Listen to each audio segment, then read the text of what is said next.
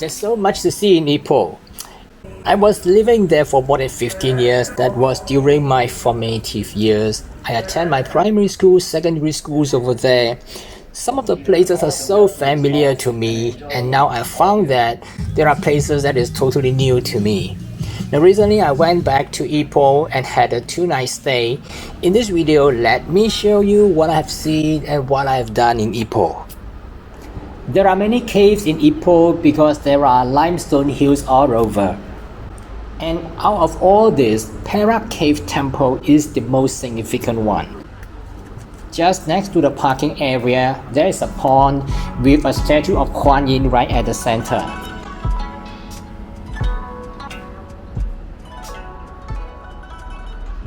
Once we enter the main hall, we are greeted with a large statue of Buddha.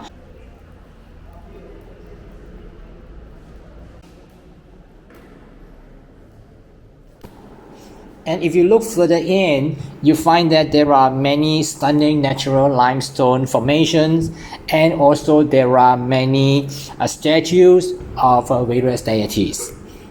There are also many colorful paintings and also Chinese calligraphy writings on the wall of the caves. On the left and right side of the main hall, there are 4 great heavenly kings. In Chinese, we call it Seenivasagam. There are very powerful deities, as you can notice that there are some demons being trampled beneath their feet. When I walk further in, there's another cave, and at the end of this cave, there's a staircase. Not many visitors, but this is a staircase going up. I'm not sure how far it's going to be. Let's go on and have a look. Not sure what I'm expecting. Since I never go there before, so this time I really want to go up to see what is up there. In Chinese, we got Shan Yao, means the waist of the mountain, which means that we still need to go up. There are a few paths. So let me try this path. I think there are 2 more. Okay, we reached the top of the hill. There's a viewpoint.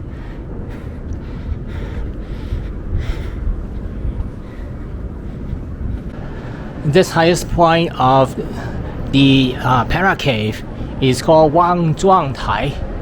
It's written there on top in Chinese.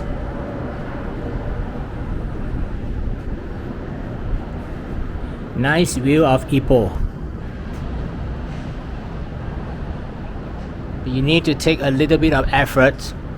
I will walk up all the way after a few flights of stairs, non-stop, constant pace, about 15 minutes from the cave entrance. I try to come down from the other side, which is not very well maintained. Have to be very careful. No, it is not going down. It looks like leading us to another viewpoint. Yeah, there's another viewpoint here.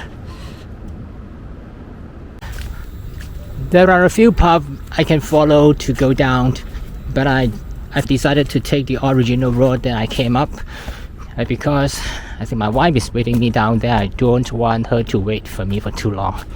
Okay. Besides Perak Cave, there are other caves as well, and there are 3 more caves which are side by side. So let's go over there and take a look. The first one is Ling which is visible from the main road.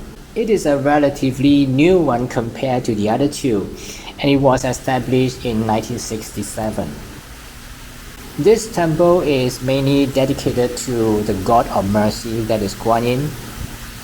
Besides that, it also worships the monkey god, which is a Chinese mythological figure, and it's called Thean in Cantonese.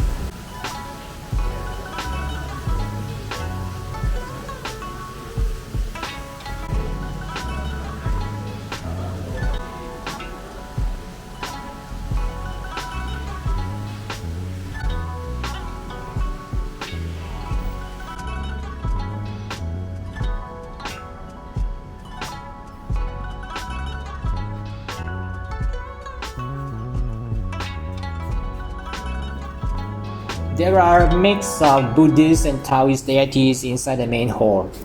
Besides that, there's also a statue of Tai Song Lo Guan, which is the founder of Taoism, and besides him is a god of fortune, that is Choi San Ye.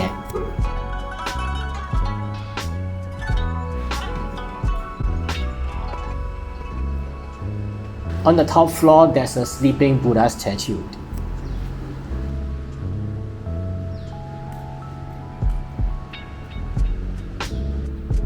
Next to Lingxingam is another temple called Lam Temple. It is a very old temple. It has been established since 1867. This cave is quite large, and it is larger compared to Lingxingam that we visited just now.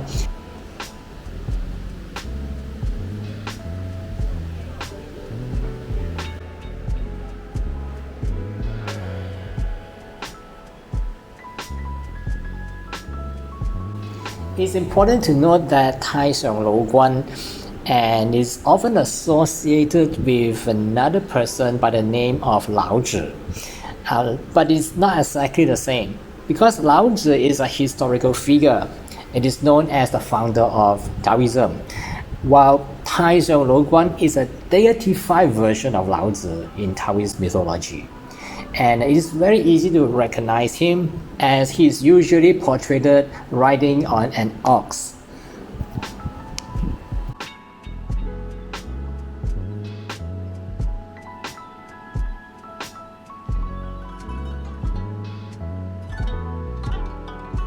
So there's another cave at the back, which is quite similar to the Perak cave that we visited, and it also, just like Perak cave, features a staircase leading upwards. But unfortunately, now it's under renovation, so we are not allowed to go up.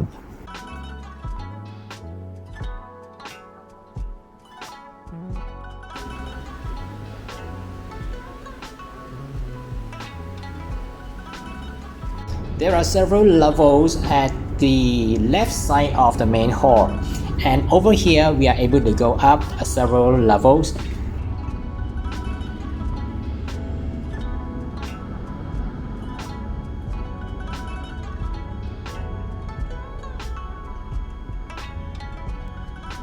The last temple of these three temples is the Sam Bo Dong. It is also a temple dedicated to the God of Mercy, Guan Yin.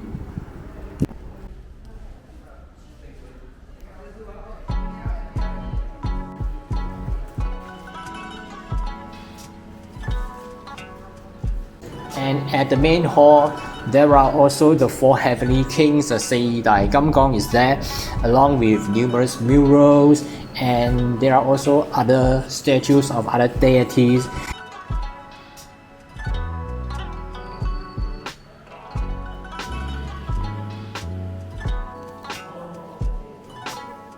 It is quite similar to the other two temples we just visited, but it is significantly larger and is also more famous.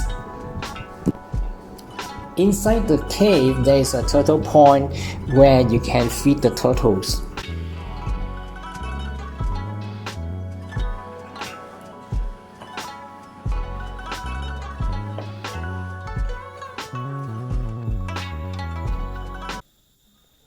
If you are short of time, or if you are not quite interested to visit all these three temples, go to Sam Bo Dong, which is the biggest and is the most significant one.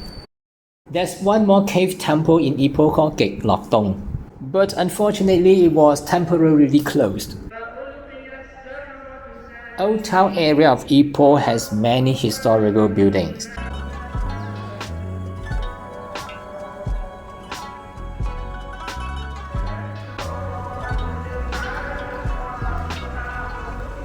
And many of them are painted in white with colonial designs. We took a tour that day and we visited a few of them. Among all, the first one is a clock tower. It is dedicated to J.W.W. Birch, the first British resident of Perak. Another beautiful building is a railway station of Ipoh that is renowned and is always named as one of the best and most beautiful railway stations in Malaysia. Within the walking distance from there is the Ipoh Town Hall and the High Court of Ipoh, and both features the elegant architectural style of Edwardian Baroque. And the Masjid Sultan Idris Shah is just opposite the clock tower. So these buildings are quite familiar to me in the past because I studied in St. Michael Institution just nearby, and which by itself is a historical building in Gothic European style. The next one we want to visit is a museum, a small museum called Yan Hor Museum. So what is Yan Hor? Just to give you some background info, Yan Hor is actually a brand name of a Chinese herbal tea. The shop lot, which is now become the museum, was the factory of the herbal tea, is also the residence of the founder, Dr. Ho. Inside this museum, you'll find the history about Dr. Ho, which dated back to the introduction of his business, and eventually he became a well-known merchant in Ipoh, built a large empire based on his Chinese herbal tea business. It is a very famous Chinese herbal tea brand, and it is so famous that I think nearly every Malaysian Chinese would know about it. Next to Yan Hor Museum is the闲别墅. In English, we call it Chin Pet Soo, but there's nothing to do with petting zoo, and in fact, there's no pets inside. And Pet Soo in Chinese, which means 别墅, which means villa, and accordingly, during that era, a place which acts as a recreational center for the wealthy Chinese individuals.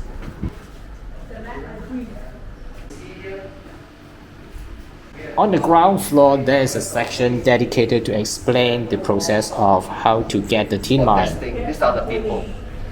In the year 1930, the income of each prospector was $1 a day. The objective is to showcase the Haka people coming from China to Malaysia and highlight their work and the daily life in the 19th and 20th centuries. This is a 3-story building, and it showcases the Haka miners during their era, how they live, how is their daily life, and some of the interesting exhibits, including the opium consumption, how they gamble, even prostitution. During that time, all these wise activities are largely unregulated. More than 300 homes in Bangladesh. And all these houses here, they have also made plenty of big contributions. Wines, ice bucket, sake. On the first floor, it features another section mentioning about how the Haka clans are coming from China to Malaysia. Which is Yan Abacus, sweet punji, from the name it says Yan. All this stuff here, these are all made of Yan. To visit this place, you have to book through internet, book through their website, and no walk-ins are allowed. You can choose to join the tour either in English or Chinese. There's no fixed fee, so after you finish the tour, you are encouraged to make a donation of your choice. And this club, this peacock is Concubine Lane is a vibrant attraction in Ipoh, just a few minutes walk from the Chin Pet Soo. A long time ago, this small lane served as a residence of the mistresses of the wealthy tycoons. Nowadays, most of the houses have been converted into shops and eateries, and the shops are vibrant with many still preserve the old architectural style. And there are numerous vendors selling tasty foods and attractive souvenirs. And this lane has become very congested during the peak hours, transforming in this back lane into a bustling tourist area. We visited Concubine Lane several weeks ago, and we published a separate videos about our experience. So you can refer to these videos for more details about Concubine Lane.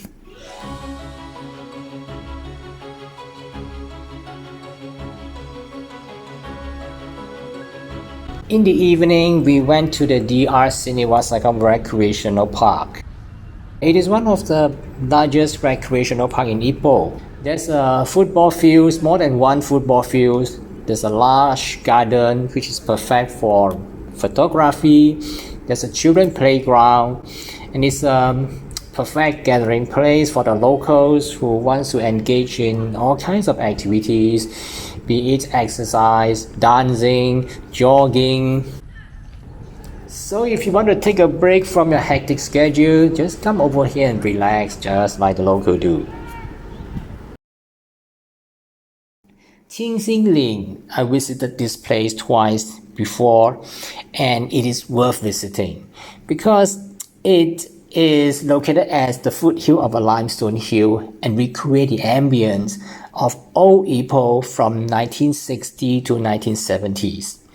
There you can find the replicas of the typical houses from the era, along with items that is commonly used during the time, such as black and white TV, gramophone, and also recreate an old street with traditional noodle shops, barber shops, and many other shops.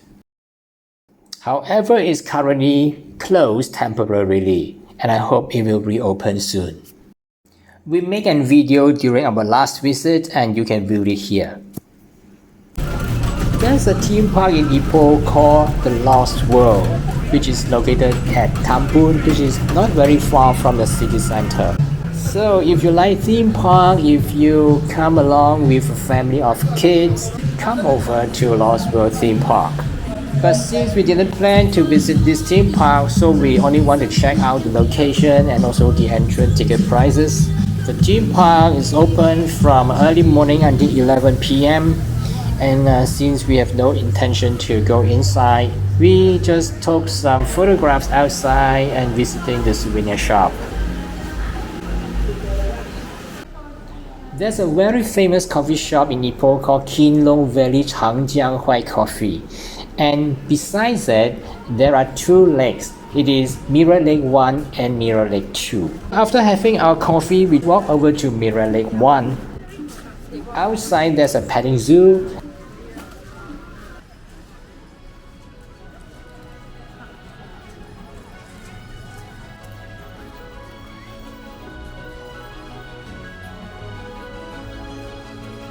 And then there's a mining tunnel leads to the lake.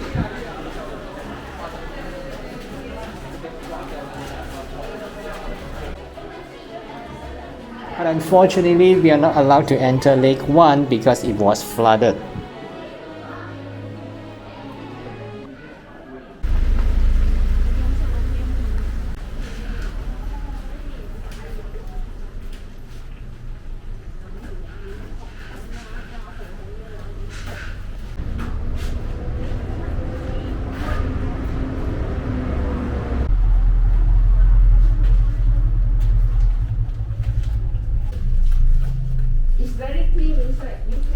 So like a snake mouth. We're going into the cavity of the snake, but this is the end. So we walk to Mirror Lake 2, which is about 100 meters away. After purchasing a ticket, we were assigned to a small boat with a boatman, and in order to reach the Lake 2, we need to pass through a tunnel that is over 100 meters long and which sounds exciting. I was a little bit disappointed because there was no light inside the tunnel and we couldn't even see our fingers, making it impossible to see anything at all. Once we emerged from the other side of the tunnel, we entered Mirror Lake 2, which is surrounded by limestone hills. There was some monkey jumping around in the trees and the lake was quite charming and peaceful.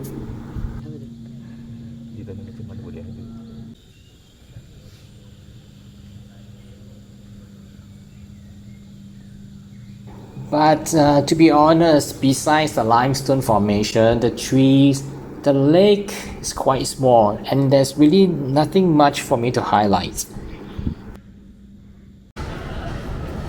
The last destination we want to highlight is the night market, that is the Gerbang Malam.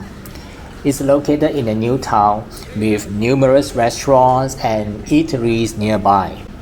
The market comes to life at night, making it a perfect place to stroll after dinner or shop for your favorite items such as clothes, shoes, souvenirs, toys. This road is closed to vehicles at night, allowing the stores to set it up on both sides of the road and shoppers to walk safely without worrying about the traffic.